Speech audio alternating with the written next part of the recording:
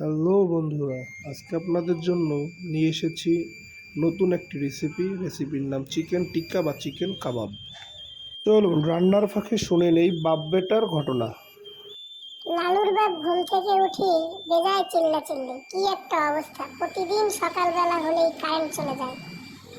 এটা কোনো দেশ হলো? আমি যদি এ দেশের প্রধানমন্ত্রী হতাম তাহলে এই দেশের পুরো সিস্টেম কি বদলে দিতাম। এটা শুনে লালু হাসছে।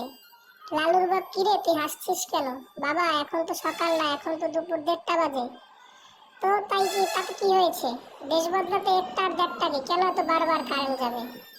এরপরে লালু বলল, বাবা, দেশ বদলাবা তো পরের কথা, তুমি আগে তোমার পরনের কাপড় বদলাও। তুমি রাতে মদ খেয়ে এসে তোমার লুঙ্গির বদলে মায়ের ছায়া পরে আছো।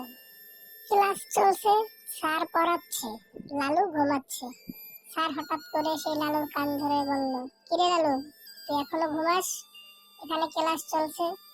স্যার, আপনার পড়া আজকে এত মিষ্টি লাগছিল যে আমি শুনতে শুনতে ঘুমিয়ে পড়লাম। পড়া যদি মিষ্টি হয় তাহলে অন্যরাও তো ঘুমাবে, আর তো কেউ ঘুমায়নি। স্যার, আমার মনে হয় ওরা কেউ আপনার পড়া মনোযোগ দিয়ে শুনছে না। ও আচ্ছা, তাই না? আচ্ছা, তুই হোমওয়ার্ক করে এনেছিস? জি স্যার, করে এনেছি। কই দেখি তোর খাতা। লালু স্যারের হাতে একটি সাদা খাতা ধরিয়ে দিল। কিরে, তোর খাতায় তো কিছুই লেখা নেই, এটা তো পুরোই সাদা। কেন স্যার?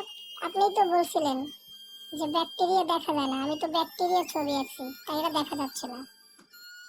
স্যার পড়াচ্ছে 3জন মহান ব্যক্তি, তারা কিভাবে পড়ালেখা করতে জানিস? নিউটন পড়তেন মোমবাতির আলোয়, ঈশ্বরচন্দ্র বিদ্যাসাগর পড়তেন ল্যাম্পপোস্টের আলোয়, শেক্সপিয়ার পড়েছেন মশালের আলোয়। লালু হঠাৎ জিজ্ঞেস করলো, স্যার, তারা দিনে আসলে কি করতেন?